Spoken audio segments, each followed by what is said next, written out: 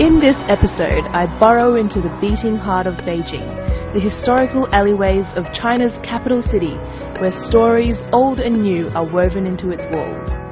Join me as I lose myself and all sense of time in the meandering maze known as the Hutongs.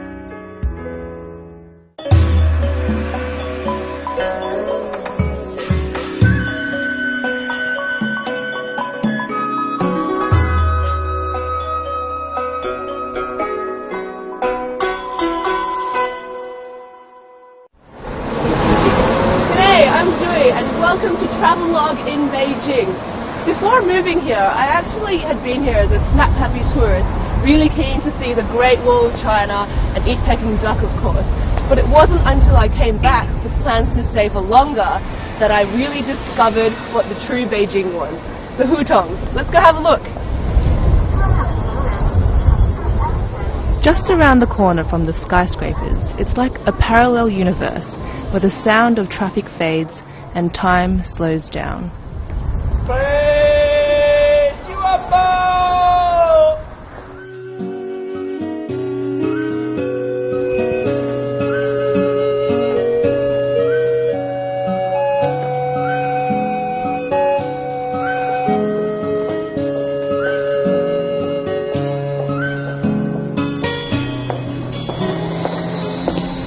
Here, behind the grey brick facades, echo tales of dynasties past. These alleys are Beijing's Hutongs, ancient lanes that once ran north to south, east to west across the entire city. The Hutongs provided access for the residents of the traditional courtyard homes, or Yuan on either side. And all these centuries later, many people still live in these historical neighborhoods.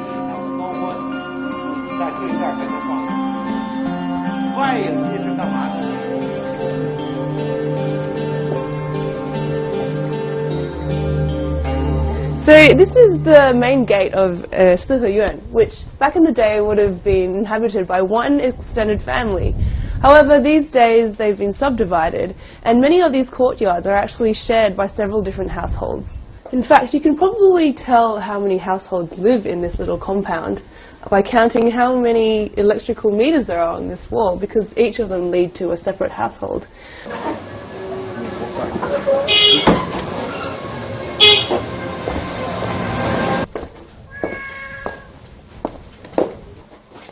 The Hutong's communal layout has created close-knit communities.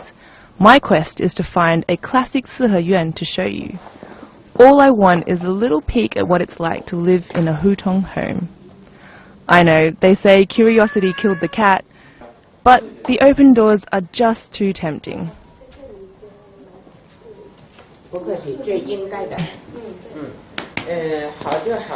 Luckily, I bump into a friendly local who, instead of shooing me away with a bamboo stick, beckons me and gives me a spontaneous tour of her place, even letting me poke around in her backyard. Well, courtyard.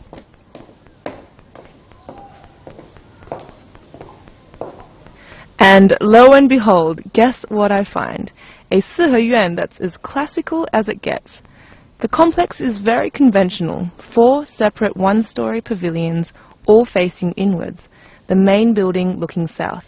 That's traditionally where the head of the family would stay. So we've been actually really fortunate because we've managed to talk to someone who lives in this compound. Usually they're private residences, so if you walk in it's like trespassing. And this is just fantastic because it's really, really well preserved and it's quite authentic. And it's just like walking into a time capsule. So as you can see around me, like it's just so peaceful in here, and the only glimpses of people living here are like the laundry hanging up around, and that one looks pretty empty though. So I'm kind of thinking about moving in. What do you think?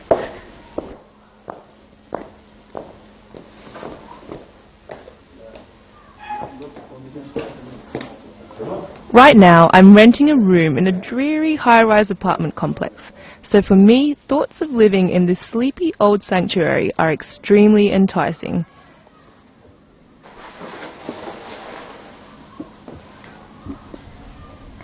There's just so much colour and personality in its time-worn appearance, and an atmosphere of utter serenity.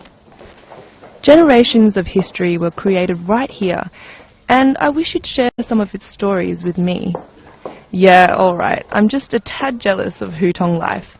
That's it, I'm going straight to a real estate agent.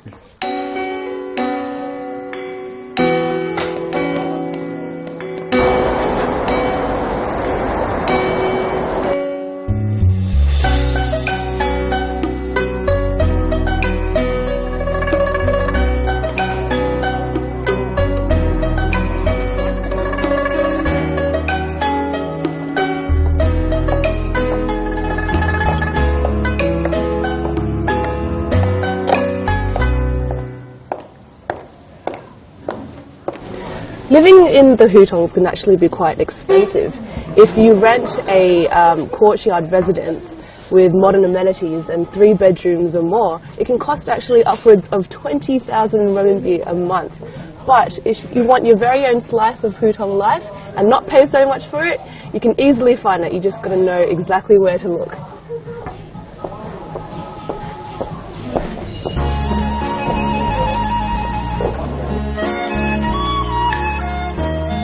Gorgeous, right? This is the Hutong Hotel in the grungy but trendy Gulou area, north of the Forbidden City. In the warmer months, this place gets packed out.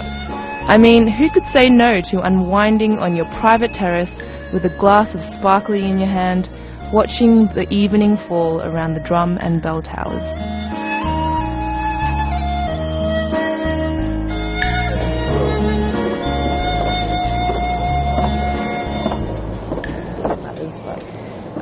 This guest house is the brainchild of a Canadian tea lover and his Tibetan business partner.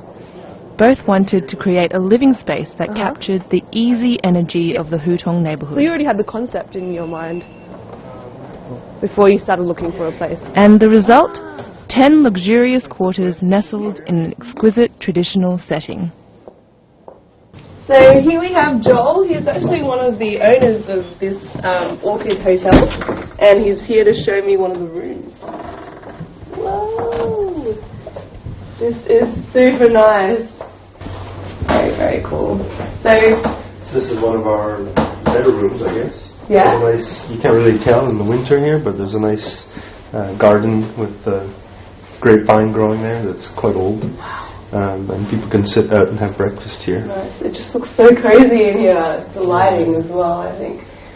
Yeah, it should be homely, not terribly luxurious, but really comfortable. And how much does this room cost? This is 1,200. 1,200 a night. Yeah, R&B. I mean, I guess architecturally, the one significant point is the fact that it was. This is the south building. Yeah. So it's north facing. Yeah.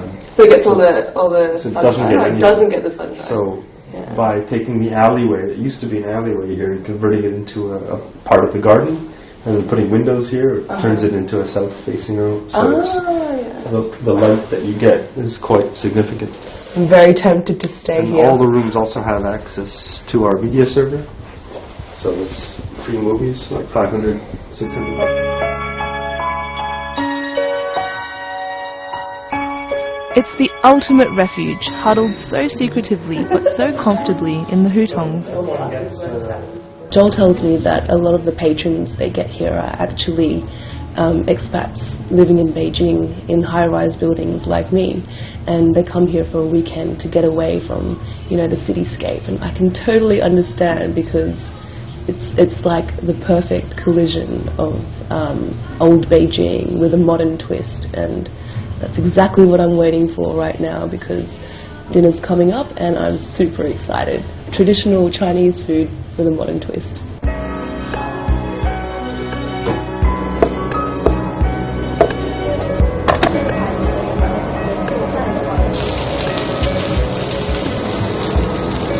Oh yeah, this dumpling is Upstairs from the Orchid's reception is an intimate dining space borrowed by award-winning culinary team Black Sesame Kitchen. What makes you think about. Here, every Tuesday evening, a communal wine and dine experience is held, featuring the best of Chinese cuisine, Love it. flowing wine, and the company of strangers from all around the world. Ingredients for a truly unforgettable night.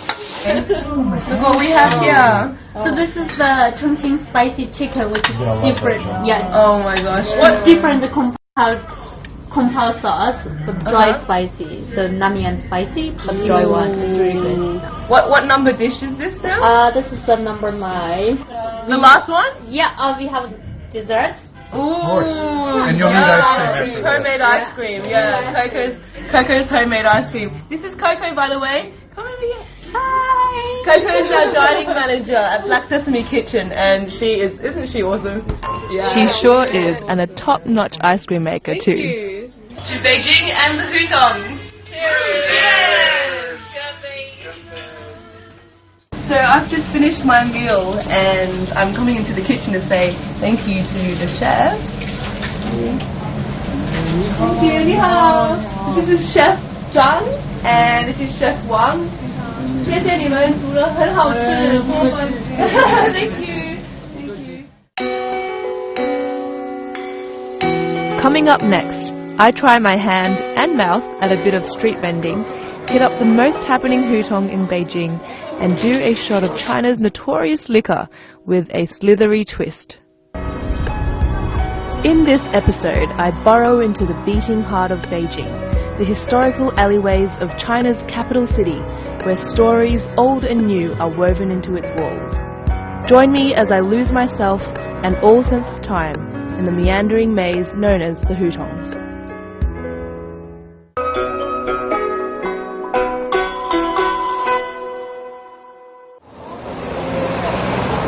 It's another magnificent blue sky day in Beijing, day 2 of exploring the Hutongs. Guess where I am? I'm at one of the most popular tourist destinations in Beijing, and no, it's not the Forbidden City. It's easily accessible by subway, and if you're looking to start your Hutong adventures, I'd recommend starting right here.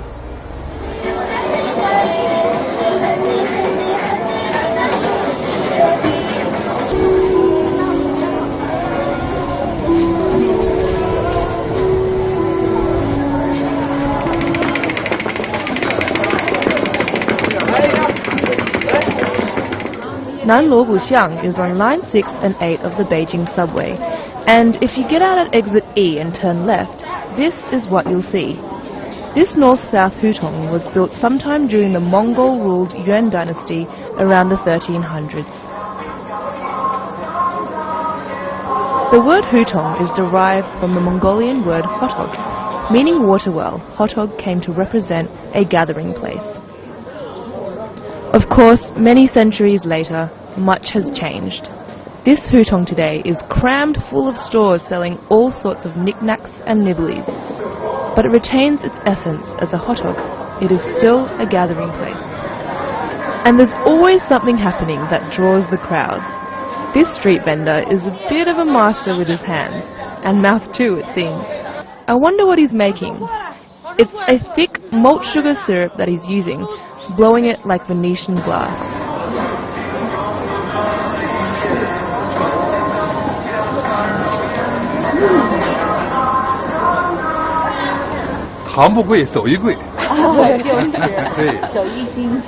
He has a whole repertoire of animals up his sleeve, and the audience is loving it.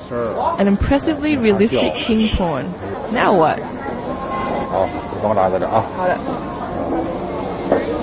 That's one wing done. 然后你可以吹，好吧？我给你管你吹，这个不要太快，太快了就鼓起来了，这个没破掉。哎，慢点，我吹成猪啦！对，吹肥了这会儿。吹。哎，行，可以了。Oh my god. 吹这个胖老鼠。 It looks deceptively easy. Turns out there's a precise art to it. Somehow he still manages to craft a mouse out of my mess. I'll leave it there for the masses to admire. Well, that's my creative pursuit / embarrassing stage performance done for the day. Now, I'm going to continue my morning stroll. So this Hutong is one of the more famous ones in Beijing. It's known as Nanluoguxiang, and as you can tell, it's still bustling in the middle of winter. People like to come here for the snacks, the shopping. For me personally, I like getting lost in the quieter Hutongs, and all I need to do is just turn the corner.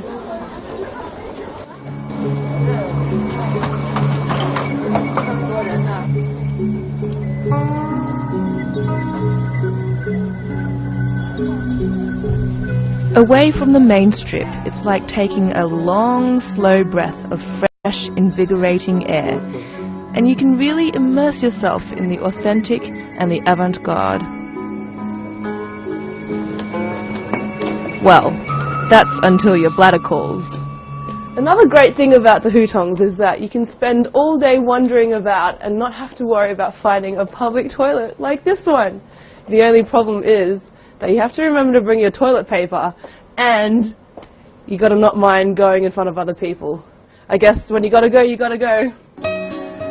Hey, when in Beijing, do as the Beijingers do.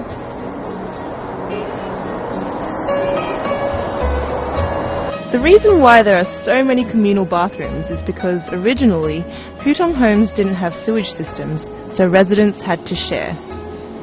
The dogs don't mind either. They share car wheels, hence these barriers.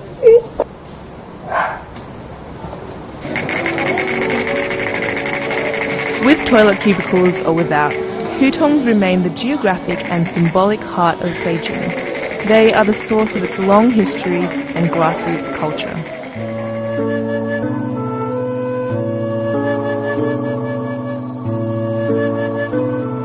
During the daytime, they're all yours to explore by foot, by bicycle, by scooter, but probably not by car.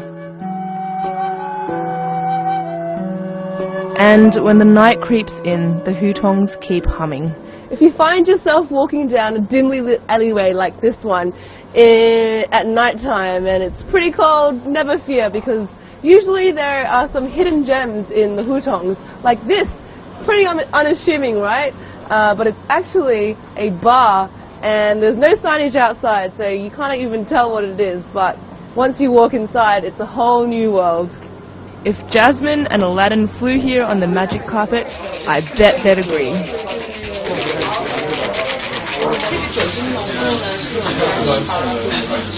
This obscure little den is said to be the first baijiu dedicated bar in the world. Baijiu is China's national liquor, generally distilled from sorghum. Its alcohol content normally ranges from 40 to 60% by volume, and it has a very distinctive scent and taste. If you've ever lived or done business in China, chances are you've had an encounter with this stuff. Well, we're specializing in baijiu. Capital Spirits has been tremendously popular since it opened, as it gives people a chance to understand baijiu, instead of being pressured to do shot after shot, as is typically the case these days.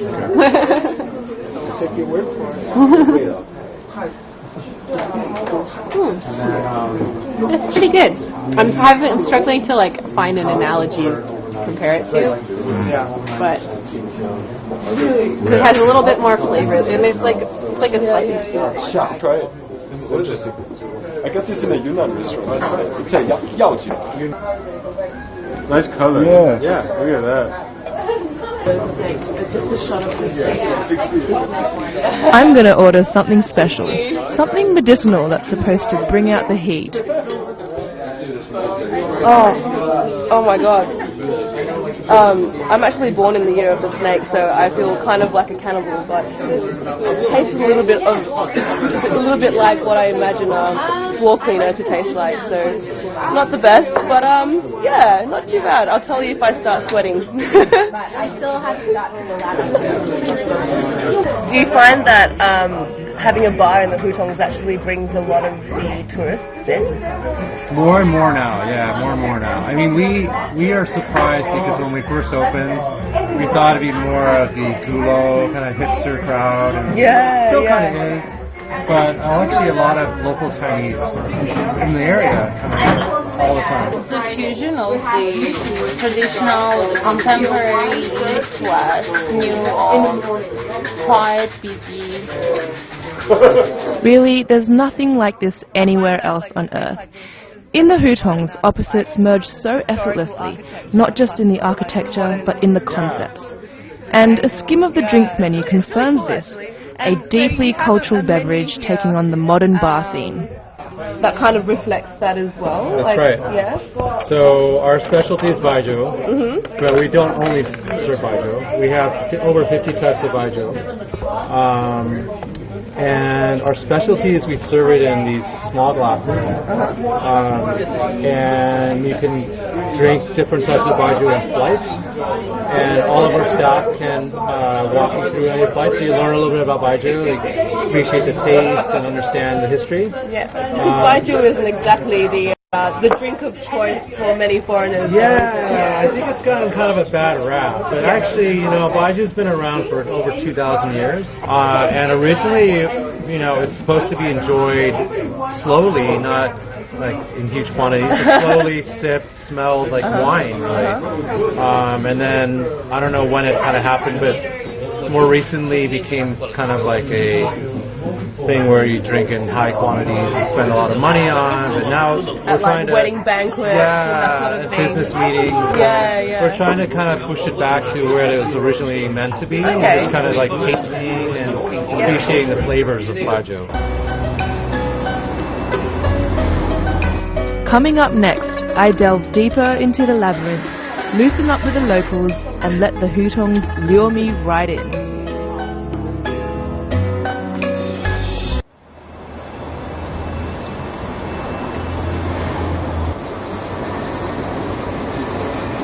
Beijing's Hutongs are like the city's arteries, gently pulsating with calm energy, drawing life into its dusty, enchanting soul.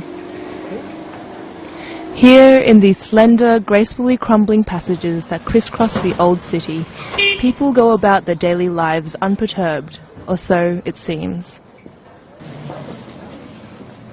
The reality is, times are changing. It's been estimated that since the early 1990s, a third of the city's several thousand Hutongs have been bulldozed, while another third have been renovated to the point where they no longer retain their original appearance. There are fears that Beijing's Hutong heritage may one day vanish. If that is truly the case, no, I can't bear to think about it. Instead, I spend day 3 casually navigating the maze again, roaming deeper into the core, going more local, and encountering a few amusing sights along the way. Apparently, the dumplings here are so good that the Nobel Committee awarded Mo Yan a box when he won the 2012 prize for literature.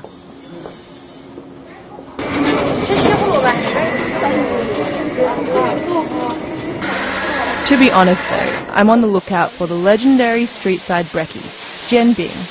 It's a northeastern Chinese favourite. There are vendor carts selling the handmade-to-order crepe all over Beijing, but this jianbing store I stumble across has got an industrial jianbing machine. Freshly folded, very crispy and a little bit spicy, bound to hit the spot.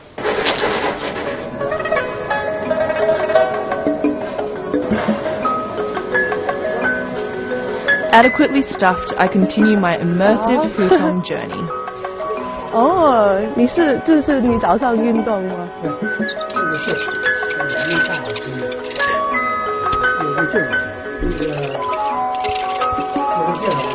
One of the highlights of the Hutongs are the inhabitants themselves, like Mr. Dorn, who engineered and installed this state-of-the-art fitness equipment not too long ago.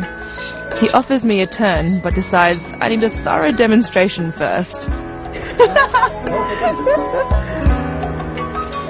Like dancing with a skipping rope.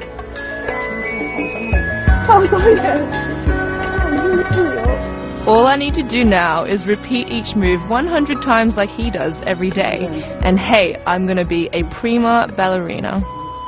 Gosh, this exercise is actually quite good for an all-body workout, and you don't have to go to the gym because there's one right here in the Hutongs. Yeah.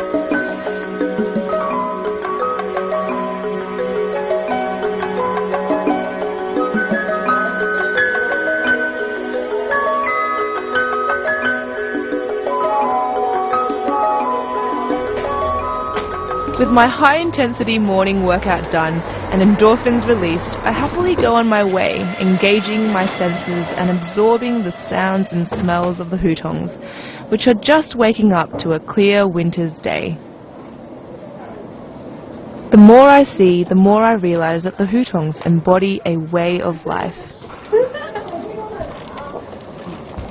And what strikes me most is the sense of community, a certain raw human camaraderie that has become scarce in today's urban empires. It's like I've entered a wistful reverie of old Beijing.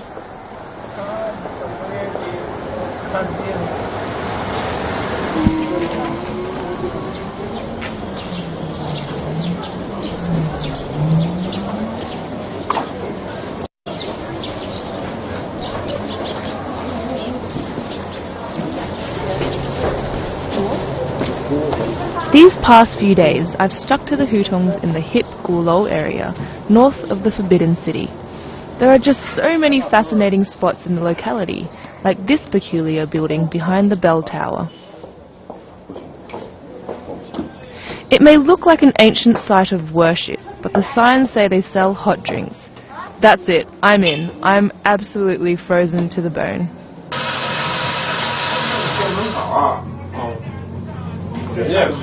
Apparently, the quirky decor pays homage to its history as a Taoist temple, a factory, and then a tofu shop. Chocolate syrup? The original Excuse Coffee, not far from here, was demolished last year. Syrup, right? This is its new home, for now. Perfect, thank you. It was getting a bit too chilly out there, and I happened to chance across this small Taoist temple that's been transformed into a quaint little cafe, and I thought it was just about right time to get a hot chocolate and enjoy myself. Jenny says that her cafe is actually part of a larger project called Zajia Lab, which is also a bar, an experimental art space, and a performance venue, mainly focusing on film and theatre. That explains the alternative vibe I'm getting. I do love it though. There's an unorthodox, dishevelled splendour about the Hutongs that can only be felt as you walk through the tangle of lanes, through centuries of history preserved in the brick and plaster walls.